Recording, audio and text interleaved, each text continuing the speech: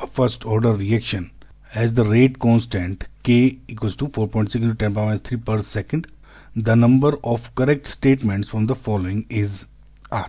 Okay, सो k की value दी है, first order reaction दिया हुआ है, आपको बताना है नंबर ऑफ करेक्ट स्टेटमेंट्स. सो पहला स्टेटमेंट है रिएक्शन कंप्लीट्स इन 1000 सेकेंड्स. देखो बच्चों, फर्स्ट ऑर्डर रिएक्शन जो होती है, फर्स्ट ऑर्डर काइनेटिक्स, वो कभी भी कंप्लीट नहीं होती, थियोरेटिकल. ओके, इसकी कंसंट्रेशन टाइम के साथ एक्सपोनेंशियली डिक्रीज होती है और जीरो को ये कभी भी अप्रोच नहीं करती. यहाँ पे इनफाइनाइट, एक मान सोचो कि इनफाइनाइट तक जाती है. तो इसका मतलब क्या है, जो स्टेटमेंट 1 है is incorrect. Second is the reaction has a half life of 500 seconds. तो हाफ लाइफ या फिर टी हाफ वो टाइम होता है जब रिएक्टेंट की इनिशियल कंसंट्रेशन आधी हो जाती है. फर्स्ट ऑर्डर रिएक्शन के लिए हाफ टाइम का जो फॉर्मूला होता है is T half is equal to 0.693 divided by K. तो हमें इसमें के की वैल्यू पता है, इज गिवन.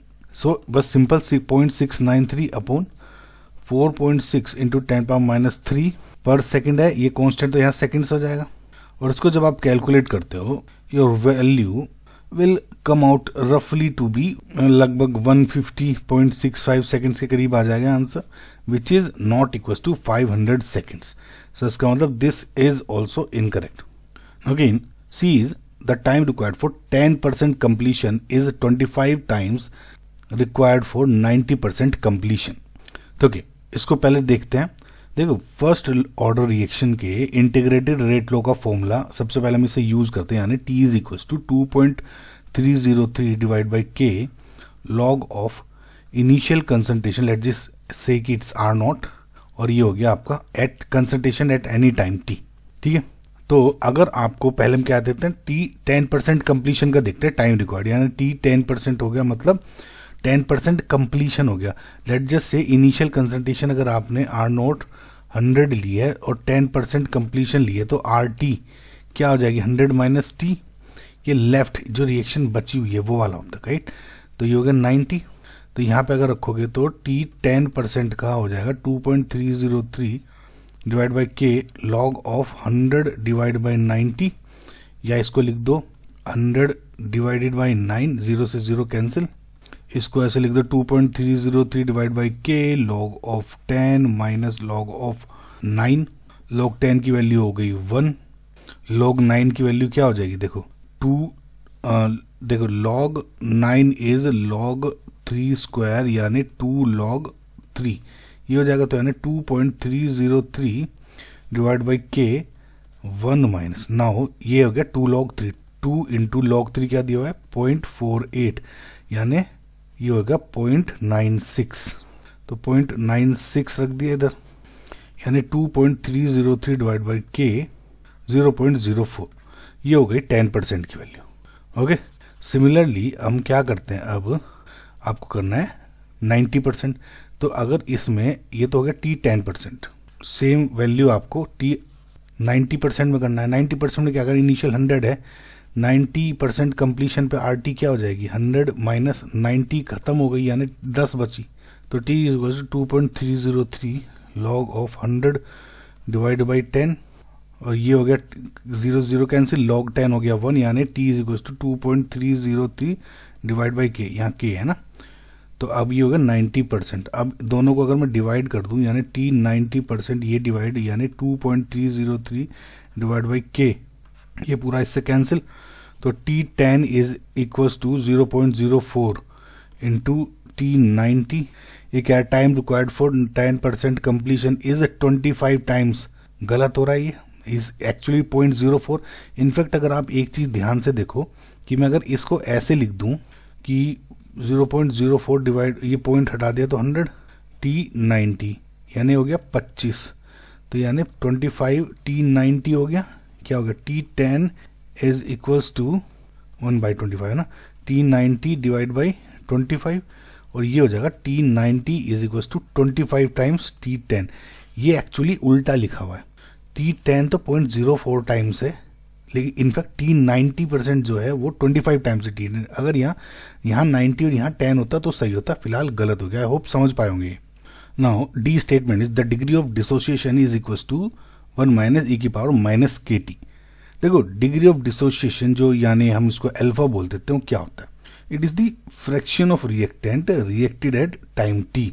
तो alpha is equal to amount reacted divide by initial amount. आप ये कह सकते हो अल्फा इज इक्वल टू ये, यानी अमाउंट रिएक्टेड का मतलब क्या होगा, इनिशियल कंसंट्रेशन अगर आर नोट ले लूँ माइनस अमाउंट रिएक्टेड, कितना अमाउंट रिएक्ट हुआ यानी आर टी माइनस कर दूँ। आर टी क्या होता है, concentration at any time T. R naught क्या कंसंट्रेशन है, टी इज इक्वल टू 0।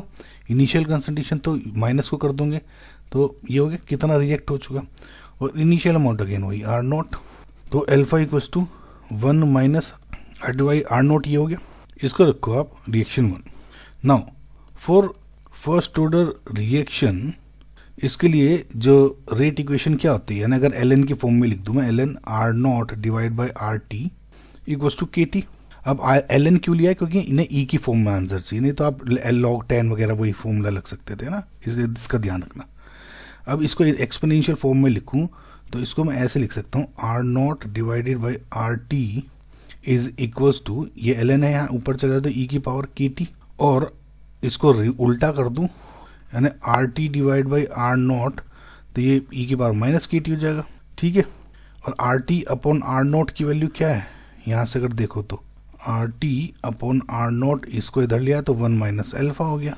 तो अगर मैं इसको 1 माइनस एल्फा रख दूँ इधर, यहाँ रख दूँ मैं गाइस थोड़ा सा, है ना, इसको इधर ले जाता हूँ तो ये इसमें रख दिया, तो 1 minus alpha is equals to ई की पावर माइनस के टी, या फिर alpha is equals to 1 minus e की पावर माइनस के टी, और यही दिया हुआ इन्होंने। इसका मतलब जो स्टेटमेंट डी है is your correct statement. I hope ये समझ में आएगा। Okay, statement E is the rate and the rate constant have the same unit. देखो रेट का फॉर्मूला, ये सब ध्यान रखना, फर्स्ट ऑर्डर के लिए बात हो रही है ना। जो रेट का फॉर्मूला है यानी rate is equals to K is equals to concentration की पावर एन होती है, जहाँ एन क्या है, ऑर्डर ऑफ द रिएक्शन है। Now for our reaction N equals to 1 है, तो इसका मतलब rate is equals to K equals to concentration R, ये होगी। रेट की यूनिट क्या होती है, रेट की यूनिट होती है basically concentration divided by time की यूनिट, यानी कंसंट्रेशन क्या है, मोल्स पर लीटर, और टाइम क्या हो गया सेकंड में, यानी इसको ऐसे लिख सकते हो मोल्स पर लीटर पर सेकंड। ओके, अब रेट कांस्टेंट की क्या यूनिट होती है फर्स्ट ऑर्डर की रिएक्शन के लिए, पहली बात तो इसमें भी दी हुई है इसकी पर सेकंड, ठीक है। फर्स्ट ऑर्डर के लिए इसमें ऑलरेडी क्या दी हुई है, पर सेकंड, और इसमें जो रेट की यूनिट क्या है, मोल्स पर लीटर पर सेकंड। इसमें फर्स्ट ऑर्डर के लिए क्या दिया है, पर सेकंड। इसका मतलब डिफरेंट हो गया ना, बोथ आर डिफरेंट। इसका मतलब this is also incorrect. So इसका मतलब जो नंबर ऑफ स्टेटमेंट्स हैं जो करेक्ट हैं वे हैं ओनली स्टेटमेंट डी, यानी यहाँ क्या हो गया आपका 1 आंसर हो गया। This is your correct answer for the first order reaction यानी A to B. The half life is 30 minutes, यानी टी हाफ आपको इस फर्स्ट ऑर्डर रिएक्शन के लिए 30 मिनट्स गिवन है। The time taken for 75% completion of the reaction is, now t 75% completion के लिए पूछा है आंसर। देखो इजी क्वेश्चन है। सबसे पहले हम हाफ लाइफ का जो फॉर्मूला है उसे यूज करके रेट कांस्टेंट निकालते हैं, ठीक है। तो जैसे टी हाफ है is basically for first order reaction 0.693 divide by k, and this is given as 30 minutes. Okay, इसको भी पोज करके रखते हैं। अब एक चीज देखो, टी 75% का है। टी 75 मतलब अगर लेट जस्ट से इनिशियल कंसंट्रेशन आपकी 100 है, तो 75 कंप्लीशन पे मतलब आर टी क्या होगा कि 100% में से 75% कंप्लीट हो गई, घटिया। तो जो कंसंट्रेशन है टाइम टी रिमेन हुई वो क्या है 25, ऐसे लेके चल सकते हैं, 100 मान के चल सकते हैं। तो यानी t is equals to 2.303 divide by k log of initial concentration divide by concentration time t. तो 2.303 डिवाइड बाई के, ये 75 की बात करूँगा अगर मैं, तो लॉग ऑफ 100 अगर इसको मान लूँ यहाँ 25 हो जाएगा, ये 4 से कट गया, और ये 2.303 डिवाइड बाई के ये क्या हो जाएगा 2 log 2। ओके, तो टी 75% हो गया ये। अब फर्स्ट और सेकंड। अच्छा एक चीज़ आपको बच्चों बताऊँ, थोड़ा सा अगर ध्यान से सुनो तो इसमें आपका डिवीज़न बच जाएगा। डिवीज़न कैसे बच जाएगा, एक चीज़ देखो आप कि ये 0.693 अपॉन के इक्वल टू 30 मिनट था। 0.693 एक्चुअली में होता क्या है, ये होता है 2.303 इंटू log 2 की वैल्यू जब आप कैलकुलेट कर दो टी हाफ। तो अगर मैं इसको देखो अब ऐसे लिखूँ, टी 75% हो गया 2.303 डिवाइड बाई के इंटू 2 इंटू log 2। अब कैलकुलेशन बच जाएगी। और टी हाफ यानी टी 50% मान लूँ इसको, ये क्या हो जाएगा 2.303 डिवाइड बाई के इंटू log 2। देखा आपने कितनी कैलकुलेशन बच जाएगी आपकी। तो ये log 2 से log 2 कट गया, पूरा ये से इससे कट गया। तो यानी टी 75% आया आपका, ट्वाइस ऑफ ये 2 बच गया ना, टी हाफ यानी टी 50% मान लो एक तो यानी 2 इंटू 30 मिनट्स गिवन है। टी हाफ यानी 60 मिनट्स हो गया answer. And this is your final answer. The variation of the rate of an enzyme catalyzed with the substrate concentration is correctly represented by which graph actually। देखो बच्चों, जब हम किसी reaction में enzyme use करते हैं तो वो रिएक्शन की स्पीड को बढ़ा देता है, पर ये स्पीड सबस्ट्रेट की कंसंट्रेशन पर कैसे डिपेंड करती है, इसका एक खास पैटर्न होता है। हम इस पैटर्न को 3 स्टेजेस में समझते हैं, ठीक है। पहला है लो सबस्ट्रेट कंसंट्रेशन यानी इनिशियल स्टेज। जब सबस्ट्रेट की कंसंट्रेशन बहुत कम होती है तो एंजाइम के पास बहुत सारे फ्री एक्टिव साइट्स होते हैं। जैसे जैसे हम सबस्ट्रेट बढ़ाते रहते हैं वो एक्टिव साइट्स पर तुरंत जुड़ना शुरू हो जाते हैं, बाइंड होना शुरू हो जाते हैं। इस स्टेज में rate of reaction substrate concentration के डायरेक्ट प्रोपोर्शनल होता है, यानी जितना सबस्ट्रेट बढ़ाओगे उतनी तेजी से रिएक्शन बढ़ेगी। ग्राफिकली ये एक स्ट्रेट लाइन की तरह दिखता है, जैसा कि ग्राफ ए में दिख रहा है, ठीक है। इसका मतलब अगर आप इनिशियल स्टेजेस में देखोगे जब सबस्ट्रेट कंसंट्रेशन लो है तो क्या होगी आपकी ग्राफ की लाइन, स्ट्रेट लाइन। ये हो गया एक पॉइंट। नाउ अब सेकंड स्टेज क्या हो जाएगी, मिडिल स्टेज, यानी जहां पर जो सबस्ट्रेट कंसंट्रेशन हो रही है वो इंक्रीजिंग सबस्ट्रेट कंसंट्रेशन है बेसिकली। जब हम और सबस्ट्रेट बढ़ाते हैं तो अब एक्टिव साइट्स जो धीरे धीरे सैचुरेट होने लगते हैं, बढ़ने लग जाते हैं। इनिशियली देखिए, इनिशियली आपका जो सबस्ट्रेट था और एक्टिव एंजाइम एक्टिव साइट्स थी वे बहुत थी, तो आ रहे थे, जुड़ रहे थे। अब क्या हो गया, डिमांड कम हो गई एक तरह से, लेकिन अभी सबस्ट्रेट हम इंक्रीज करते जा रहे हैं, अभी भी सप्लाई बढ़ती जा रही है, डिमांड कम हो रही है, समझ रहे, यानी सैचुरेशन हो रहा है एक तरह से।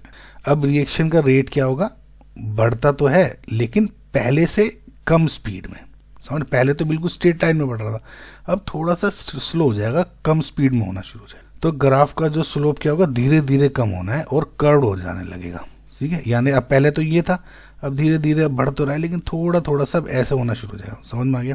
तो ये हो गया इस तरह का, इसमें स्ट्रेट लाइन है, हो गया। थर्ड स्टेज इज, जिसको आप एक तरह से बोलते हो सैचुरेशन स्टेज, यानी हाई सबस्ट्रेट कंसंट्रेशन। ना एक टाइम ऐसा आता है जब सारे एंजाइम की जो एक्टिव साइट्स हैं वे फिलअप हो जाती है, भर जाएंगी, ठीक है। अब चलो, चाहे आप कितना भी सबस्ट्रेट बढ़ाते रहो, रिएक्शन का रेट तो बढ़ने नहीं वाला, क्योंकि एंजाइम उतना है ही नहीं, है ना, उतने ही टाइम में उतने ही मोलिक्यूल को कन्वर्ट कर पाएगा। तो इस मैक्सिमम रेट को हम वी जो मैक्स बोलते हैं ना। और क्या होगा, ग्राफिकली कर्व अब क्या हो जाएगा, फ्लैट हो जाएगा, समझ में आया। आई होप समझ रहे होगे ना गाइज आप। और अब क्या होगा, इस रिएक्शन में क्या हो जाएगा, जो ग्राफ है आपका या जो रिएक्शन का जो ऑर्डर हो जाएगा वो जीरो ऑर्डर हो जाएगा एट दी एंड, यानी रिएक्शन क्या हो जाएगा, फ्लैट हो जाएगी, इंडिपेंडेंट ऑफ कंसंट्रेशन, समझ में आ गया। तो अगर आप इन ग्राफ में देखो, जो पहला ग्राफ है इसमें तो सिर्फ स्ट्रेट लाइन दी हुई है, यानी रिएक्शन सबस्ट्रेट कंसंट्रेशन बढ़ती जा रही है, लेकिन ग्राफ अपना रेट एक सिंपल तरीके से बढ़ता रहा, कोई इफेक्ट नहीं पड़ रहा रेट कंसंट्रेशन का। तो ये इनकरेक्ट हो गया। बी का देखते हैं, ये दिखा रहा है कि सबस्ट्रेट बढ़ाने पर रेट कम हो रहा है, ठीक है, यानी ये भी गलत है। डी देखो, ये दिखा रहा है कि रेट शुरू में बहुत तेजी से डिक्रीज हुआ और धीरे धीरे रेट जो है उसका गिरने का रेट वो कम होता गया, तो ये भी गलत है। अब सी में देखो, शुरू में लो कंसंट्रेशन है तो ग्राफ एक थोड़ा स्ट्रेट लाइन में जा रहा है ना, फिर बीच में थोड़ा सा कर्व हुआ, धीरे धीरे बढ़ा, और जब final stage I saturation stage, high concentration हो गई जब यहाँ, तो रिएक्शन क्या होगा, फ्लैट हो जाएगा एकदम यहाँ पे जाके। अब ये बिल्कुल ऐसे हो जाएगा, समझ में? तो इसका मतलब क्या है, ऑप्शन सी है। और इस पूरे जो आपका रिप्रेजेंटेशन है ना, इसको किसका रिप्रेजेंटेशन है, Michaelis Menten kinetics. Okay, so फिलहाल आपको समझ में आ गया, जो आपका करेक्ट आंसर है is option number C. A student has studied the decomposition of a gas AB3 at 25 degrees centigrade. He obtained the following data. The order of the reaction is. तो इसमें ऑर्डर ऑफ द रिएक्शन बताना है जब pressure और इसका half life का, relative half life का data दिया हुआ है। देखो सबसे पहले तो देखो कि जो टी हाफ है और कंसंट्रेशन है nth ऑर्डर, इसका एक रिलेशन होता है basically, that T half is direct proportional to initial concentration की पावर n-1। अगर यहाँ पे टी हाफ के हाफ लाइफ टाइम है, ए नोट इनिशियल कंसंट्रेशन है, और अगर हम प्रेशर है तो पी से डिनोट कर सकते हो, यानी सेम यही वही पी की पावर n-1 लिख सकते हो। एन क्या है यहाँ पे, ऑर्डर ऑफ द रिएक्शन है, जो कि आपको बताना भी है। ठीक है, इसमें आपको मैं एक चीज बता देता हूँ, देखो सिंपल से एक फंडा बताता हूँ, ताकि आपको पार्टीशन कर दो क्वेश्चन का, पहले आपको सोल्व करता हूँ, फिर हल्का से एक आइडिया दे दूंगा। देखो इसको ऐसे सोल्व कर सकते हो कि T half is directly proportional to 1/p की पावर n-1। तो डेटा से चेक कर लो। तो सपोज ये 50 है, ठीक है, तो टी हाफ क्या दिखा है 4, और यहाँ पे क्या है इज 1/50 की पावर n-1। और अगर यहाँ पे 2 ले लूँ, 2 इज डायरेक्ट प्रोपोर्शनल टू 100 की पावर n-1, दोनों को डिवाइड कर दो, तो ये क्या हो जाएगा 4/2 इक्वल्स टू, ये ऊपर चला जाएगा, यानी 100 डिवाइड 50 की पावर n-1 ऐसा हो जाएगा। ये क्या 2 2 जा 4, यानी 2 इज इक्वल्स टू ये 15 2 की पावर n-1।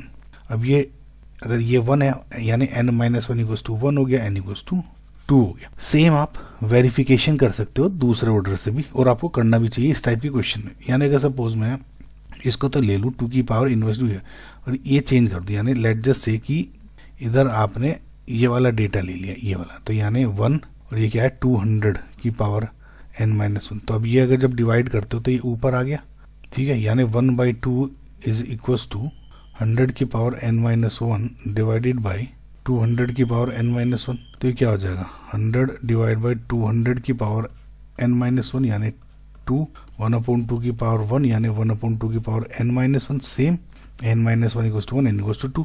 तीसरे से करो मैच हो जाएगा, आपका करेक्ट आंसर आ जाएगा। ठीक है, एक चीज़ मैं आपको और बताना चाह रहा था इस क्वेश्चन में, तो फिलहाल तो आपका करेक्ट आंसर तो 2 आ गया। एक जो इंपॉर्टेंट चीज़ बता रहा था, बहुत बार काम आ जाती है। देखो बच्चों, एक बात चीज़ ध्यान रखना, अगर मैं देखो ऑर्डर की बात करूं और टी हाफ का डिपेंडेंस देखो कंसंट्रेशन पे, देखो ऑर्डर अगर 0 है तो यहाँ 0 होके क्या हो जाएगा, या यहाँ की बात करूँ तो 0 हो जाएगा, तो ऊपर आ जाएगा ए की नोट की पावर -1, यानी जो टी हाफ है is direct proportional to the A naught, यानी इनिशियल कंसंट्रेशन। इसका मतलब क्या है, अगर कंसंट्रेशन बढ़ रही है तो आपका टी हाफ भी बढ़ रहा है। ठीक है, दूसरा अगर ऑर्डर 1 है तो ये क्या होता है, कांस्टेंट हो जाता है T half, independent of concentration, क्योंकि ये 1 है, यहाँ 1 0 हो जाएगा, कुछ भी नहीं होगा। तो क्या है टी हाफ की कंसंट्रेशन, जो टी हाफ है कंसंट्रेशन पे नो डिपेंडेंस, ये बहुत जरूरी है। और अगर यहाँ 2 ऑर्डर है तो यहाँ देखो यहाँ 2 हो जाएगा, तो T half is basically inversely proportional to 1 concentration, यानी इनवर्स रिलेशन हो गया। टी हाफ अगर कंसंट्रेशन अगर इंक्रीज हो रहा है तो टी हाफ डिक्रीज होगा, एंड वाइस वर्सा। तो आई होप आपको एक थोड़ा सा अंडरस्टैंडिंग क्रिएट हुआ होगा, है ना। तो correct answer is option number 2। The number of correct statements from the following is. Okay बच्चों, इस क्वेश्चन में जो केमिकल काइनेटिक्स का जो अर्हीनियस इक्वेशन है उसके बारे में कुछ चीज़ें पूछी गई हैं, जो कि रिएक्शन रेट और टेम्परेचर के बीच का रिलेशन होता है। तो हमें 4 स्टेटमेंट्स दिए हुए हैं और हमें करेक्ट बताना है कि इनफैक्ट इनकी काउंटिंग बतानी कितने करेक्ट है। तो सबसे पहले आप ये देखो कि अर्हीनियस इक्वेशन क्या होती है, it is k is equals to A into ई की power minus E A upon R T. K is क्या, rate constant, A is Arrhenius frequency factor, E A is activation energy, R is gas constant, and T is absolute temperature. Now first is larger the activation energy smaller is the value of the rate constant. Now जब इस E A की value यानी activation energy की value मेरी increase हो रही है, तो जो negative component minus E A upon R T, इसका अगर मैं मैग्नीट्यूड लूँ, नेगेटिव को इग्नोर करूँ, तो इस पूरे की वैल्यू इंक्रीज हो जाएगी। पर क्योंकि ये पूरा का पूरा एक्चुअल में नेगेटिव में है, तो अगर मैं ये कहूँ कि ई ए बढ़ रहा है, तो जो ई की power minus E A upon R T की वैल्यू क्या हो जाएगी, डिक्रीज हो जाएगी। क्यों? क्योंकि आप ये सोचो कि ऐसे सोचो आप, ई ए इंक्रीज हुआ, आर ओ टी तो कांस्टेंट है। अगर मैं ई की पावर -1 लूँ, ठीक है, अब ई ए इंक्रीज हुआ, इसका मतलब हो जाए ई की पावर -2। अब मैं और बढ़ाऊँ ई की पावर -3, तो इसकी वैल्यू क्या है? ये तो 1, 2 और 3 बढ़ रहा है, लेकिन ओवरऑल ई की पावर ये क्या हो रहा है? घट रहा है। ओके, सो ये ग्राफ से प्रूव कर सकते हो। देखो, ई की पावर एक्स का ग्राफ क्या होता है? दिस।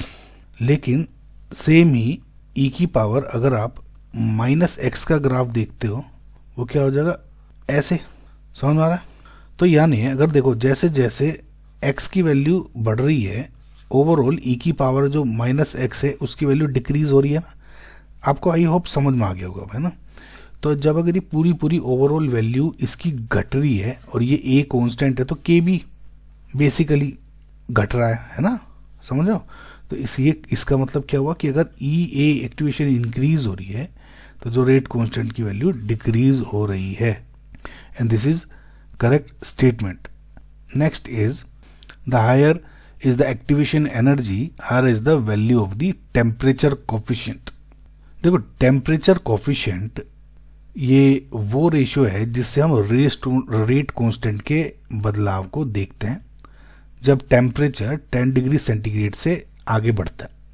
मतलब जो टेम्परेचर कोफिशिएंट यानी म्यू की वैल्यू हो जाती के टी प्लस 10 डिवाइड बाई के टी। नाउ इसका एक रिलेशन है अरेनियस इक्वेशन से।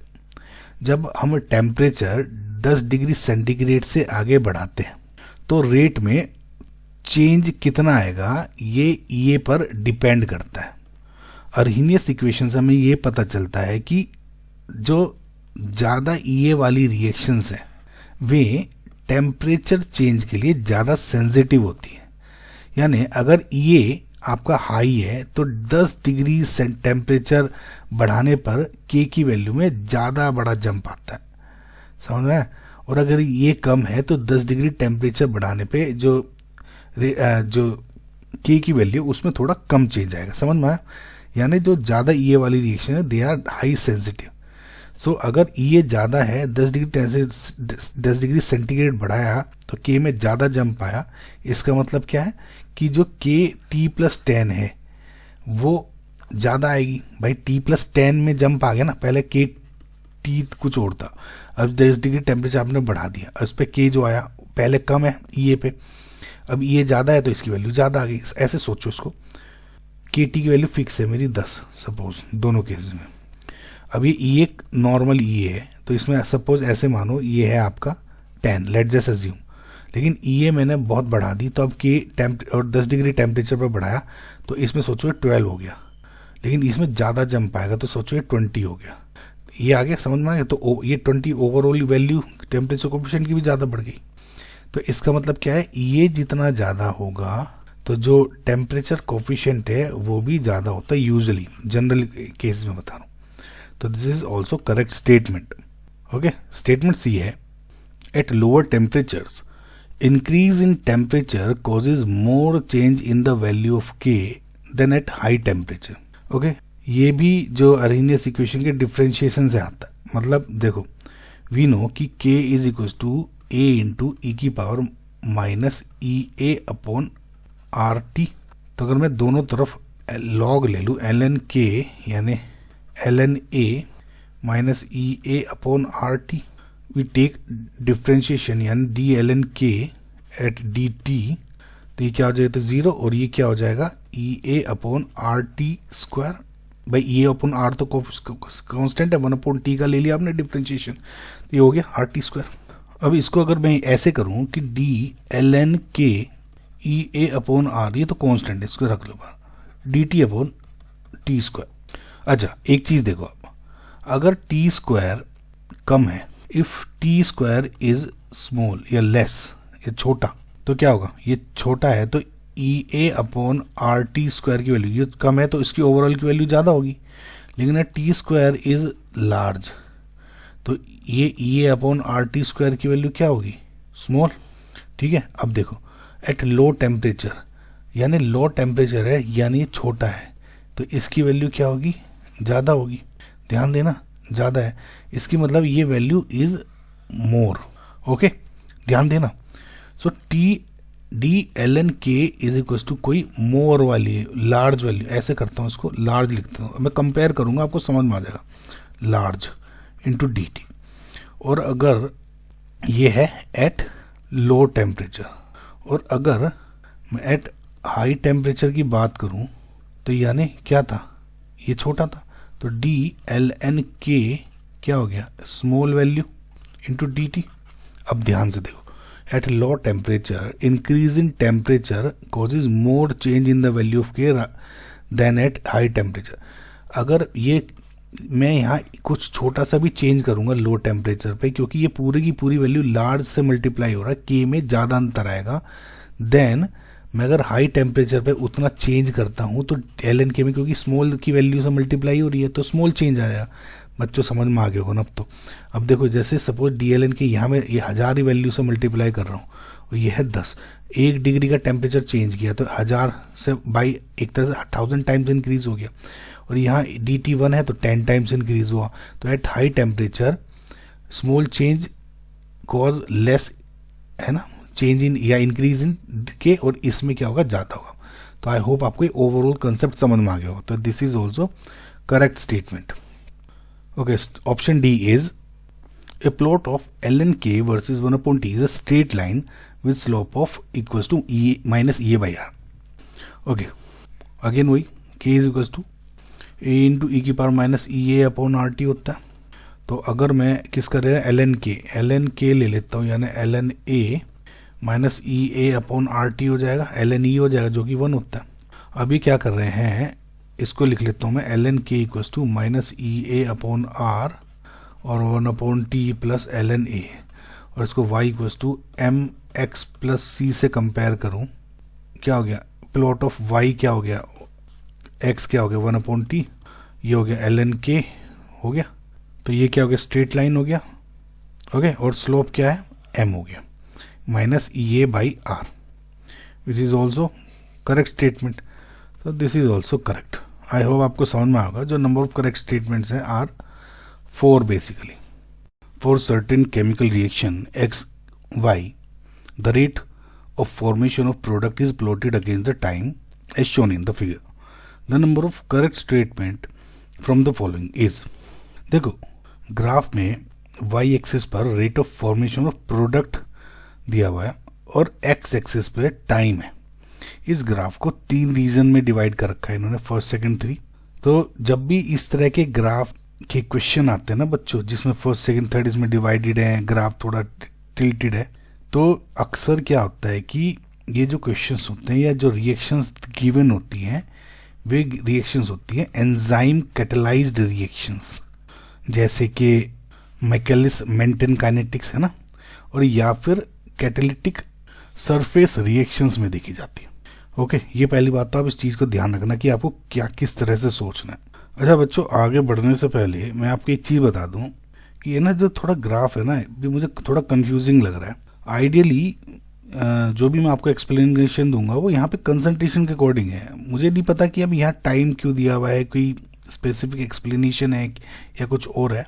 तो आई विल जस्ट अज्यूम कि यहाँ टाइम गलत दिया हुआ है और यहाँ पे कंसंट्रेशन होना चाहिए, समझ में आया?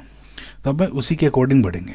इस टाइप के पैटर्न को समझने के लिए बेसिकली आपको ये जो 3 स्टेजेस में स्पेसिफिकली डिस्ट्रीब्यूट किया जाता है, इनको समझने पड़ेगी। 3 स्टेजेस हैं क्या, ये जैसे फर्स्ट सेकंड थर्ड रीजंस दिए में स्टेजेस है बेसिकली। तो पहली स्टेज होती है जिसमें लो सबस्ट्रेट कंसंट्रेशन होता है, ये लो रिएक्टेंट हो गया ना, लो सबस्ट्रेट कंसंट्रेशन होता है, जिसको आप इनिशियल स्टेज है। देखो इसमें क्या है कि सबस्ट्रेट की कंसंट्रेशन अभी कम है, ठीक है। तो क्या होता है कि आप ये सोचो एक्टिव साइट्स अभी बहुत ज़्यादा है, सबस्ट्रेट कम है, तो एग्जाम के पास बहुत सारे फ्रीली अवेलेबल एक्टिव साइट्स हैं। तो जैसे जैसे अवेलेबल होगी और वे एक तरह से अपनी बाइंडिंग साइट से जुड़ जाएंगे, तो रेट ऑफ रिएक्शन और जो है वो बेसिकली कंसंट्रेशन पे डायरेक्टली डिपेंडेंट है। तो ग्राफ क्या होता है, स्टेज में स्ट्रेट लाइन होता है। दूसरी स्टेज हो जाती है जिसको आप मिडिल स्टेज बोल रहे हो, जिसमें क्या होता है कि सबस्ट्रेट कंसंट्रेशन अब थोड़ी सी सैचुरेट होनी शुरू हो गई है। मतलब जो अब एक्टिव साइट्स थी काफ़ी हद तक बहुत सारी चीज़ें ब्लॉक हो गई हैं। अब सबस्ट्रेट जैसा आप इंक्रीज कर रहे हो लेकिन एक्टिव साइट्स अभी कम है, या एक तरह से सोचो कि डिमांड तो अभी कम हो गई लेकिन अभी सप्लाई बढ़ाते जा रहे हो, ठीक है। तो अब क्या होगा, इसमें रेट अब थोड़ा सा जो स्ट्रेट लाइन था पहले, अब वो थोड़ा सा डिक्रीज होना शुरू, इंक्रीज तो हो रहा है लेकिन हल्का सा टिल्ट आ जाएगा, कर्व आ जाएगा। और तीसरी होती है जो ये जो लास्ट स्टेज है, इसको आप सैचुरेशन स्टेज बोलते हो, जिसमें हाई सबस्ट्रेट कंसंट्रेशन है, मतलब अब एक्टिव साइट्स खत्म हो चुकी है लेकिन आप क्या है सबस्ट्रेट बढ़ाते जा रहे हो। तो अब क्या होगा, अब कुछ भी रेट नहीं बढ़ेगा, रिएक्शन रेट अब कांस्टेंट हो चुका है। अब जितना भी आप कंसंट्रेशन बढ़ाते रहो, है ना, ये कंसंट्रेशन है, रेट पे कुछ फर्क नहीं पड़ेगा, कांस्टेंट है, स्ट्रेट लाइन, एक तरह से जीरो ऑर्डर की तरह रिएक्शन यहाँ पर बिहेव करने लगेगी, समझ में आया। तो ये अकॉर्डिंग ये स्ट्रेट लाइन, ये थोड़ा कर्व, ये एक तरह से स्ट्रेट लाइन, इस तरह से आपने डिफाइन कर लिया, समझ में आ गया। अब अगर ऑप्शंस को देखें, ऑप्शन ए है is overall order of the reaction is 1, incorrect. अगर इसमें देखो कि इनिशियली जब ये स्ट्रेट लाइन तो था, यहाँ पे तो फर्स्ट ऑर्डर की तरह बिहेव कर रहा है, यहाँ पे जीरो ऑर्डर की तरह बिहेव कर रहा है, और यहाँ पे क्या है n=1 है, इधर n=0 की तरह बिहेव कर रहा है, और इसमें क्या n 0 और 1 के बीच में है।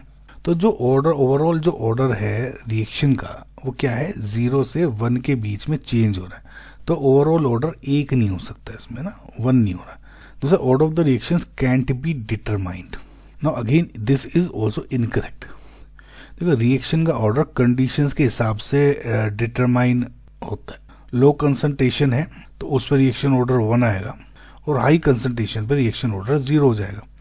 तो ये कैलकुलेट किया जा सकता है। अब इसको आप डिबेटेबल मान सकते हो लेकिन ये हो सकता है। C is in region 1 and region 3 reaction of first and 0 order respectively, this is correct, ये भी हमने स्टेबलिश्ड कर लिया, okay. In D is in region 2 the reaction is of first order, this is incorrect. In fact यहाँ पे 1 है, यहाँ पे 0, यहाँ पे एक तरह से सोचो 0 और 1 के बीच में है। In region 2 the reaction is in the range of 0.1 to 0.9, correct. 0 और 1 के बीच में आ रहा है 0.9, तो दिस इज करेक्ट हो गया। सो इसका मतलब सी एंड ई आपके हैं जो स्टेटमेंट्स वे करेक्ट हो गए, यानी नंबर ऑफ स्टेटमेंट्स मतलब 2 आर करेक्ट, यानी सी एंड ई।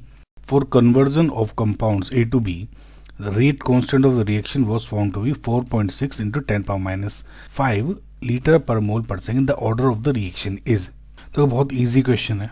किसी भी रिएक्शन के रेट कांस्टेंट की यूनिट उस रिएक्शन के ऑर्डर को बता देती है, पता है आपको। तो अगर आपको पता है कि रेट कांस्टेंट की जो जनरल यूनिट का फॉर्मूला होता है, के का यूनिट का फॉर्मूला क्या होता है, कंसंट्रेशन की पावर 1 - n और टाइम की पावर -1, समझ आ गया। अगर हम कंसंट्रेशन को जैसे हम क्या करते हैं मोल्स पर लीटर में लेते हैं, तो मोल्स पर लीटर की पावर 1 - n पर सेकंड ऐसे हो जाएगी, ठीक है। तो अब एक काम करते हैं, इसको यूनिट को लीटर पर मोल है ना, अब इसको इसमें कन्वर्ट कर देते हैं। तो अब देखो लीटर मोल पर सेकंड, अब यहाँ मोल पर लीटर है ना, ये लीटर पर मोल है, इसको आप मोल पर लीटर में कन्वर्ट कर दो तो -1 हो जाएगा, उल्टा कर दिया ना। तो यहाँ पे इसको मैं कर देता हूँ चेंज, ताकि हमें कैलकुलेशन में आसानी हो जाए। तो मोल पर लीटर की पावर -1 पर सेकंड हो गया, ठीक है। अब देखो ये तो -1 है, या -1 तो सेम है, या 1 - 1 है, या -1, तो इसको 1 - n = -1 कर दो, तो n = 1 + 1 यानी 2। तो रिएक्शन का ऑर्डर क्या हो गया, second order, and this is your correct answer. If compound A reacts with B following first order kinetics with the rate constant this, the time taken by A to reduce from 7 gram to 2 gram will be। देखो बच्चों, reaction type आपको first order दी हुई है, rate constant K की value दी हुई है, initial concentration दी हुई है आपको 7 ग्राम, और फाइनल कंसंट्रेशन दी हुई है आपको 2 ग्राम्स। एक चीज मैं आपको क्लियर कर दूं, क्योंकि फर्स्ट ऑर्डर की रिएक्शन है, बच्चे कहेंगे कि कंसंट्रेशन आपने ग्राम्स में ले ली। देखो आपको पता होना चाहिए बच्चों, ए और ए टी यानी जो आपका रिएक्टेंट है वो सेम कंपाउंड है, ठीक है। अब कंपाउंड का कंसंट्रेशन क्या होता है, moles per unit volume. Moles कैसे निकलते हैं, मास अपॉन मोलिकुलर मास, ग्राम अपॉन mm अपॉन v। अब ध्यान से देखो, ग्राम से दिए हुए हैं, मोलिकुलर मास क्योंकि कंपाउंड सेम है, ए वो भी सेम होगा, पर यूनिट वॉल्यूम, अगर एक सेम कंटेनर में रिएक्शन हो रही है तो वॉल्यूम भी दोनों के लिए सेम होगा। तो मैं इसको इनडायरेक्टली 7 ग्राम 2 ग्राम को कंसंट्रेशन लिख लिया है, लेकिन ये कंसंट्रेशन अगर निकालोगे, कैलकुलेशन फालतू में इंक्रीज करोगे तो यही हो जाएगा। समझ में आया? तो अगर आप इसको 7 gram divide molecular mass into some volume V तब लिखोगे कंसंट्रेशन, तब भी सेम हो जाएगा। Similarly 2 gram divide molecular mass into volume V, तब कंसंट्रेशन में वे भी वॉल्यूम हो जाएगा सेम। अल्टीमेटली जब फॉर्मूले में अप्लाई करोगे कट जाएगा। कैसे देख लेना अभी, ठीक है। अब देखो, अब फर्स्ट ऑर्डर का इंटीग्रेटेड रेट लॉ एक्सप्रेशन क्या होता है, उसका फॉर्मूला लगा दे। अल्टीमेटली टी तो निकालना है आपको, यहाँ से यहाँ क्या हो जाएगा 2.303 divide by k log of initial concentration divide by ये। अब देखो आप 2.303 ये क्या है 2.011 इंटू 10⁻³ लॉग ऑफ। अब A0 अपॉन 80 में अगर मैं ये A0 और ये करूँ तो ये तो नीचे नीचे कैंसिल आउट हो गया, 7/2 ही वो बचेगा ना। तो क्यों ना मैं यहाँ 7/2 डायरेक्ट ही लिख लूँ भाई, ग्राम ग्राम में तो ग्राम ग्राम कैंसिल हो जाएंगे। समझ में आया ना? दोनों की अगर यूनिट सेम है, अगर मोल्स भी दिए हुए होते तब भी आप यहीं सेम ही लिख लो, अल्टीमेटली कटना ही है। ओके, तो इसमें कंफ्यूज नहीं होना। तो अब देखो, इसको जब कैलकुलेट करते हो तो it will B log 7 minus log 2, इसको मैं हटा के लिख लेता हूँ log of 7 minus log of 2। log of 7 minus यह क्या गया 0.845, ये हो जाएगा माइनस 0.301 यानी 0.544। तो अल्टीमेटली जो ये log ऑफ 7/2 की वैल्यू है वो आ गई 0.544। तो इस पूरे को हटा के यहाँ पे क्यों ना हम 0.544 से मल्टीप्लाई कर देते हैं, ठीक है। तो अब जब इस पूरे को आप कैलकुलेट करते हो तो आपका टी लगभग आ जाएगा 623.28 सेकेंड्स। एवरेज कैलकुलेट कर लेना बच्चों, इतना कैलकुलेशन तो है ना। अब नियरेस्ट इंटीजर पूछा हुआ है तो it will be T is equals to 623 seconds, ठीक है। And this will be your correct answer. Seconds कैसा है अगर आप बच्चों को पूछोगे तो देखो, ये कांस्टेंट ये कांस्टेंट, ये पर सेकंड था ना, तो पर सेकंड ऊपर आ गया तो सेकंड यहाँ आ गया, बस it's as simple as that. तो 623 is your correct answer. An organic compound undergoes first order decomposition. If the time taken for the 60% decomposition is 540 seconds, then the time required for 90% decomposition will be। देखो again बच्चों same question, same easy question है, वही first order के integrated rate law expression पे आपका जो हो जाएगा उसका वैल्यू पुट करने वो हो जाएगा। देखो k is equal to 2.303 upon T log of initial concentration divide by final concentration होती है, या फाइनल तो नहीं होगा, concentration at any time T. This is much more correct, ठीक है। अब देखो, या इसको मैं रिवर्स करके यहाँ लिख देता हूँ टी इज इक्वल्स टू के, सेम बात है, ठीक है। अब देखो इन्होंने ये कहा है कि 60% जब हुई तो 540 सेकेंड था आपका। अब देखो 60% का मतलब क्या, अगर मैं इनिशियल कंसंट्रेशन 100 मान लूँ तो 60% रिएक्शन कंप्लीट हो गया, डिकम्पोजिशन हो गया। तो ए एट एनी टाइम टी जब 60% डिकम्पोजिशन हुआ यानी 60% रिएक्शन खत्म हुई यानी 40 concentration available at any time T क्या होगा 40, ठीक है। तो अगर मैं यहाँ पे टी 60% वाली बात करूँ तो 2.303 divide by k log of 100 divided by available कितना 40, यानी कैसे 2 to 4 2 5 10 यानी 2.303 अपॉन के लॉग ऑफ 5 डिवाइड बाई 2, ये हो गया टी 60 जिसकी वैल्यू दी हुई है आपको 540, ठीक है। ये हो गया रिएक्शन 1। अब पूछा 90% डिकम्पोजिशन, सेम अगर इनिशियल कंसंट्रेशन 100 थी तो 90% जब डिकम्पोजिशन हुआ होगा तो 100 माइनस 90 रिएक्शन कंप्लीट हुई यानी 10 अवेलेबल हुआ। तो सेम यहाँ पे टी 90% क्या करोगे 2.303 divide by k log of 100 divide by 10 बचा, समझ में। तो ये कैंसिल आउट हो गया, लॉग 10 विल बी 1। तो ओवरऑल कुल मिला के ये हो गया ये। अब यहाँ पे आपको T90 की वैल्यू पूछनी है। अब देखो इसको, ये रिएक्शन है 1 है, ये रिएक्शन 2, इन दोनों को डिवाइड कर दो तो ये पूरा कैंसिल आउट हो गया। तो 540 divide by T90% is equals to log of 5/2। Ultimately आपकी वैल्यू जो आ गई वो यहाँ पे रुक गई, ठीक है। तो इसको हटा के मैं क्या करता हूँ बच्चों, मैं थोड़े कैलकुलेशन क्लियर कर देता हूँ।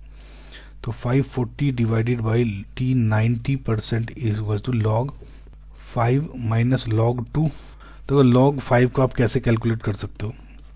log 5 विल बी log इसको 10/2 लिख सकते हो, 2 5 तो 10, तो log ऑफ 10 माइनस log 2 हो जाएगा ये।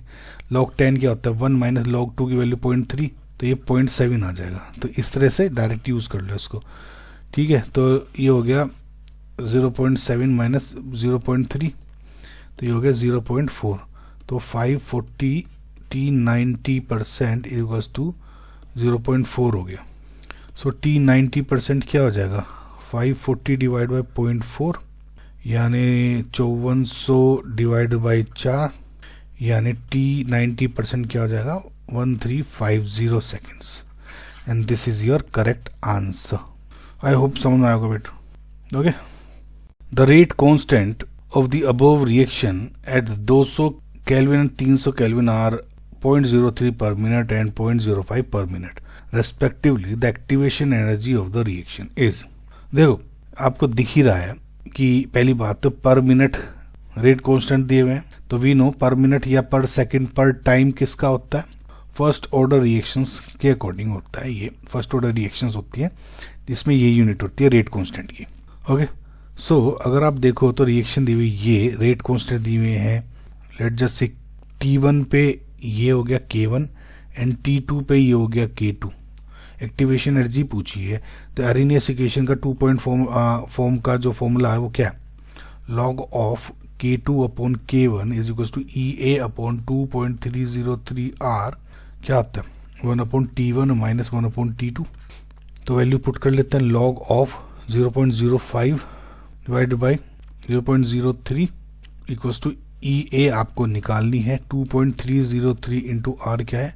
8.3, और इधर हो गया टेम्परेचर 1 अपॉन T1 क्या है? 200 माइनस 1 अपॉन 300।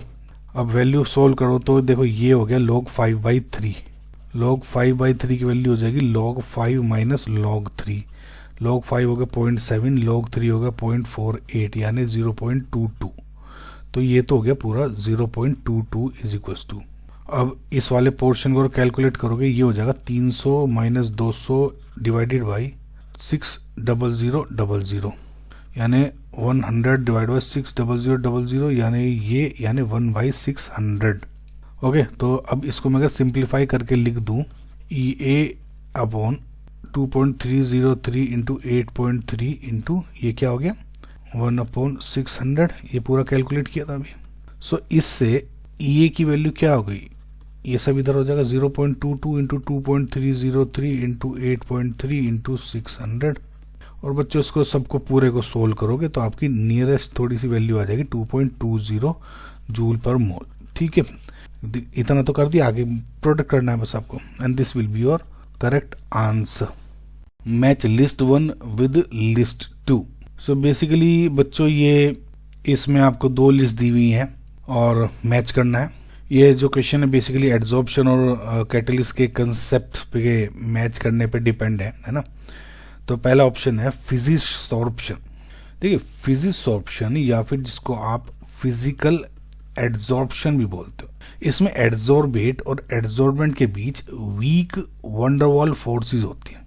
इसमें हीट ऑफ एड्जॉर्प्शन बहुत कम होती है, like for example 20 to 40 kilo joule per mole. और ये क्या है? ये मल्टी लेयर्ड भी हो सकती है। सो ए का हो गया 2। तो फिलहाल ए का 2 मैच करें। इसमें बस थोड़ा सा आपको बच्चों नॉलेज ही होनी चाहिए, इसमें तो और कुछ है नहीं। सेकंड इज केमिकल, ये केमिसॉर्प्शन। जैसे इसको फिजिसॉर्प्शन को फिजिकल एड्जॉर्प्शन बोलते हैं, इसको क्या बोलते हैं आप? Chemical adsorption. और इसमें क्या होता है? स्ट्रॉन्ग केमिकल बॉन्ड्स जैसे कि कोवेलेंट या फिर आयोनिक बॉन्ड्स बनते हैं। इसमें जो एड्जॉर्बेट है वो एड्जॉर्बेंट की जो सरफेस पे सिंगल लेयर बनाता है। हीट ऑफ एड्जॉर्प्शन बहुत ज़्यादा होती है, like for example 80 to 240 kilo joule per mole. ठीक है, तो बी का क्या हो गया? 1 सिंगल लेयर एब्जॉर्प्शन बता दिया। तो ये भी कैंसिल, तो अभी तो यही दिख रहा है, आगे का भी देख लेते हैं। सी इज N2 ये रिएक्शन दी हुई है। अब देखो ये जो रिएक्शन है, ये प्रोसेस है, वो बेसिकली रिएक्शन किस चीज़ की दी हुई है? हेबर्स प्रोसेस की, जिसमें N2 और H2 गैसेज हैं और कैटलिस्ट क्या है? Fe सॉलिड और अमोनिया बना रहा है। जब रिएक्टेंट्स और कैटलिस्ट अलग अलग फिजिकल स्टेट में होते हैं, इसमें गैसेस स्टेट में है और ये सॉलिड स्टेट में, तो उसे हेट्रोजीनियस कैटेलिसिस बोलते हैं। ओके, तो सी का हो गया 4। और डी का है एनालिटिकल एप्लीकेशन और एड्जॉर्प्शन। देखिए एड्जॉर्प्शन एक बहुत इंपॉर्टेंट प्रैक्टिकल और एनालिटिकल एप्लीकेशन है जहाँ कंपोनेंट्स को अलग अलग किया जाता है, जिसे क्रोमेटोग्राफी वो कहते हैं। क्रोमेटोग्राफी एड्जॉर्प्शन के प्रिंसिपल पर ही काम करता है। ओके, सो ये क्या हो गया, ये बचा था तो ये हो गया डी का 3। इसमें थोड़ी सी बेटा बच्चों थोड़ी सी थियोरेटिकली कंसेप्ट थे इसमें ना, तो ये हो गया 1 option is your correct answer. ठीक है, और अगर इसमें आपको सी का ही अगर आंसर पता होता ना सिर्फ, तब भी आप इसको करेक्ट करके आ सकते थे, अगर आपको बाकी में कंफ्यूजन भी होता। तो इस तरह से आपको इस टाइप के क्वेश्चंस को देखना चाहिए। तो फिलहाल आपको option number 1 is your correct answer. Rate constant for a first order reaction is 20 पर मिनट। ऑब्वियसली फर्स्ट ऑर्डर है तो पर मिनट होगा इसका unit. The time required for the initial concentration of the reactant to reduce to its 1/32 level is. देखो अब क्या है कि इसमें सेम वही अगेन सिंपल क्वेश्चन है। रिएक्शन टाइप क्या दिया, फर्स्ट ऑर्डर, रेट कांस्टेंट क्या है, K20 है। अब let just suppose initial concentration अगर आपकी A0 है and let just assume this is 1, तो क्या रिड्यूस्ड टू इट्स 132, तो AT क्या हो गया 1/32। समझ में आ गया ना, is as simple as that. बच्चों बहुत ईजी करके रखो भाई, अगर 1 है इनिशियल कंसंट्रेशन 100 क्यों मान के चलो, 1 मान के चलो, तो इट्स 1/32 फॉर्म, तो 1/32 ये हो गया।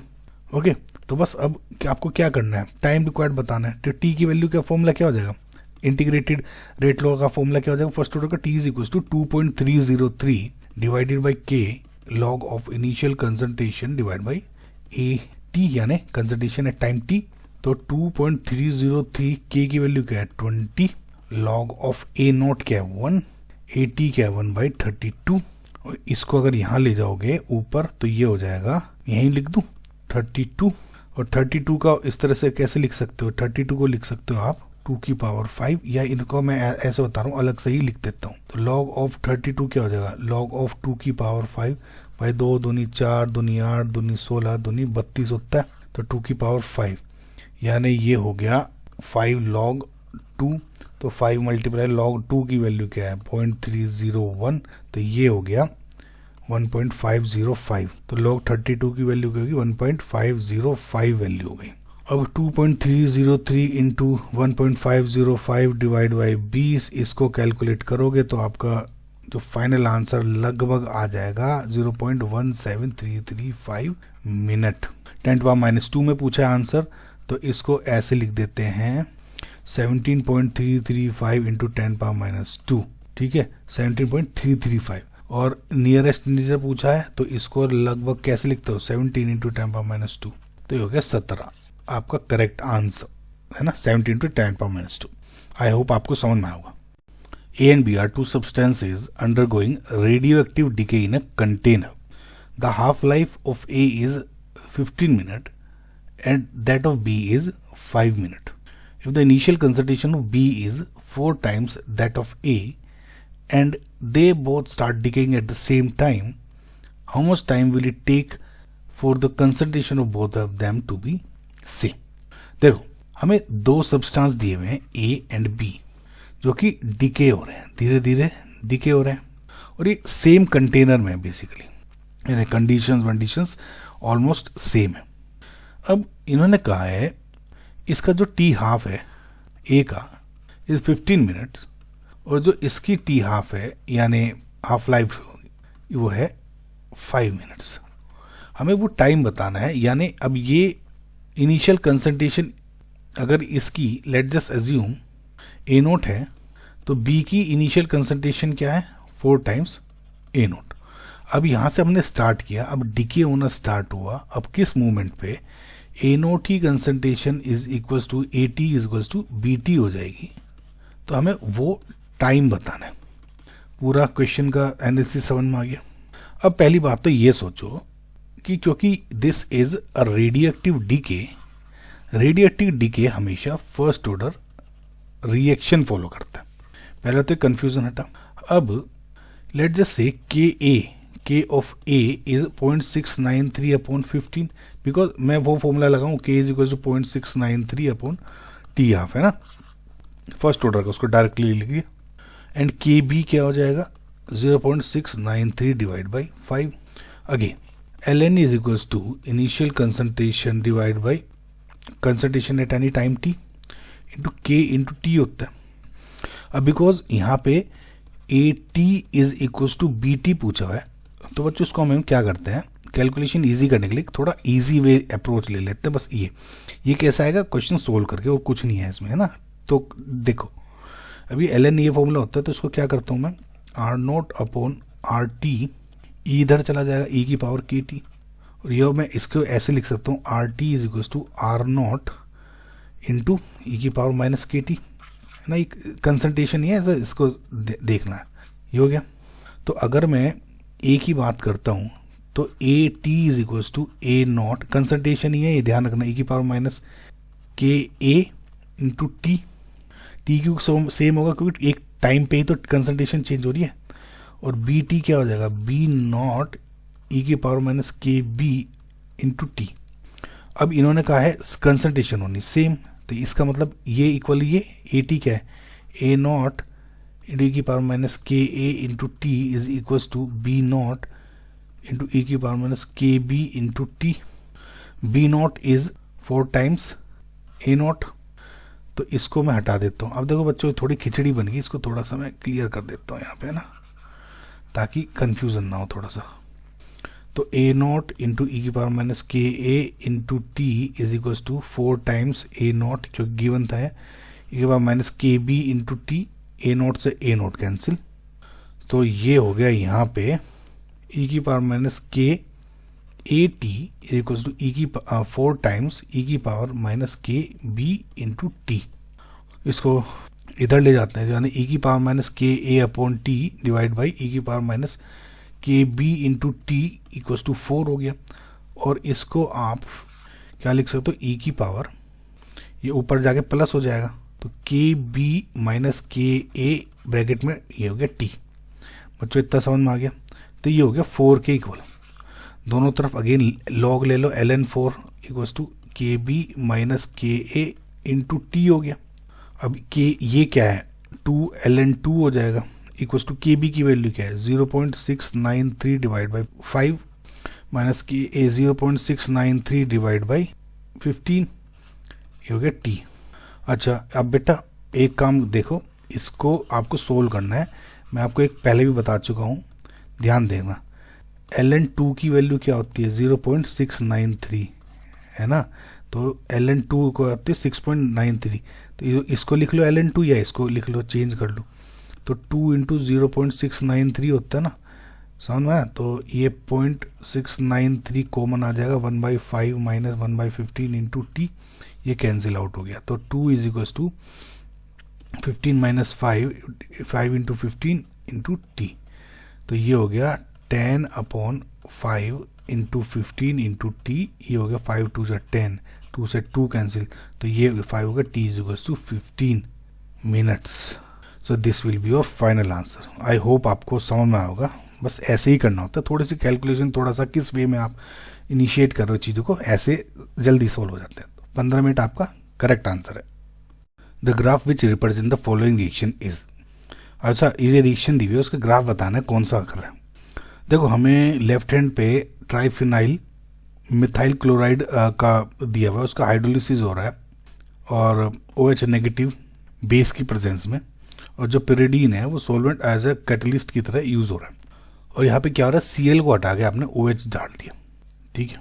तो इसमें क्या आप देखोगे कि पहले आपको देखना पड़ेगा किस टाइप का रिएक्शन है, ठीक है। अब उसके लिए आपको देखना पड़ेगा वेदर ये SN1 है या फिर SN2 है।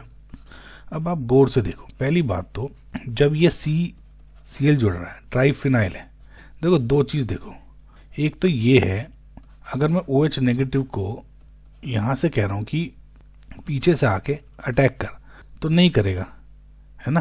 तो यानी क्योंकि ये बहुत ज़्यादा बल्की साइट है, ठीक है। तो क्योंकि बल्की साइट है, ये SN2 फेवरेबल नहीं करेगा, it will follow SN1 reaction. Because SN1 में अगर एक और फायदा है कि जब आप इसको जाओगे तो ये, मैं ऐसे ही लिख लेता हूँ ना, तो ये C पॉजिटिव बन जाएगा Cl नेगेटिव, जो कि बहुत ज़्यादा स्टेबल कार्बोकैटायन होगा, ओके, तो ये basically unimolecular nucleophilic substitution reaction follow करने वाला है SN1 ना। जब आपने इस्टेब्लिश कर लिया कि ये SN1 रिएक्शन है ना, SN1 रिएक्शन क्या है, 2 स्टेप में होती है, पता है।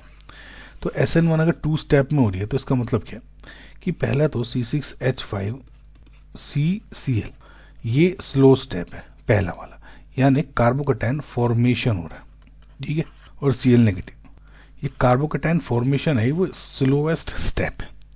अब दूसरे स्टेप में आपका जो न्यूक्लियोफाइल है वो अटैच हो रहा है, ये होता है फास्ट स्टेप OH। अब एक बात बताओ, काइनेटिक्स का एक सिंपल रूल है कि जब भी आप रिएक्शन रेट आपको डिटरमाइन करना है वो हमेशा स्लोएस्ट स्टेप पर डिपेंड करता है। कौन से पे? Slowest step. और स्लोएस्ट स्टेप इसमें अगर आप देखोगे, स्लोएस्ट स्टेप क्या है, ये वाला फर्स्ट वाला।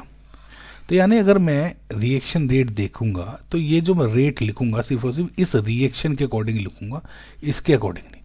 अब इसके अकॉर्डिंग अगर मैं लिख रहा हूं रेट लो, तो रेट लॉ क्या होता है, rate is basically dependent upon the reactant concentration. अब इसमें होता ये, अगर मैं सेकंड वाला लेता तो इसकी कार्बोकैटायन कंसंट्रेशन डिपेंड होता। फर्स्ट में तो सिंपल इसकी कंसंट्रेशन पे डिपेंड है, तो इसका मतलब तो यानी क्योंकि SN1 है तो ऑर्डर 1 हो जाएगा इसका।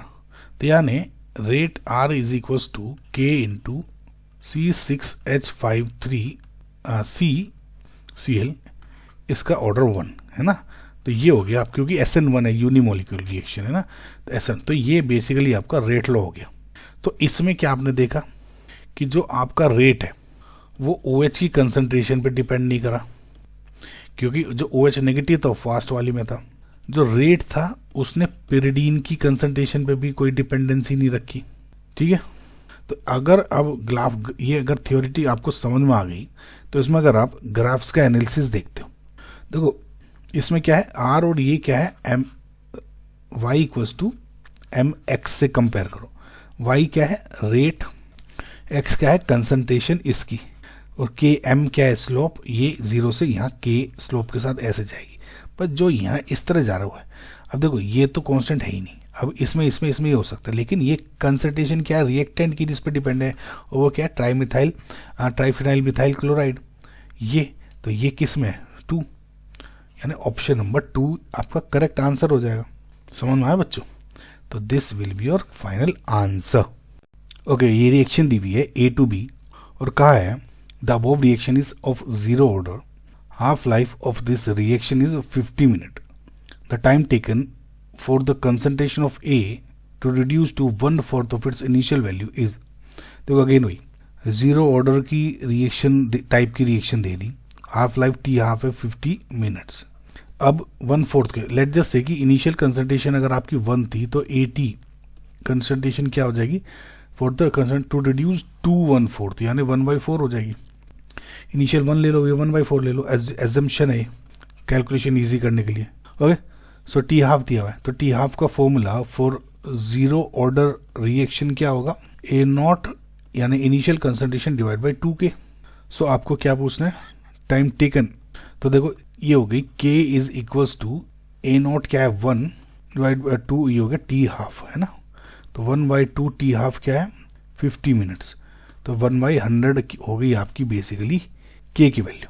अब A0 मैंने 1 माना हुआ है इसलिए मैंने 1/100 है, तो ये कंफ्यूज मत हो ना बच्चों, ये आपकी कैलकुलेशन इजी करने के लिए ही करा। तो K हो गया 1/100, ठीक है। A0 मान लो A0/100 हो जाएगा और कुछ नहीं।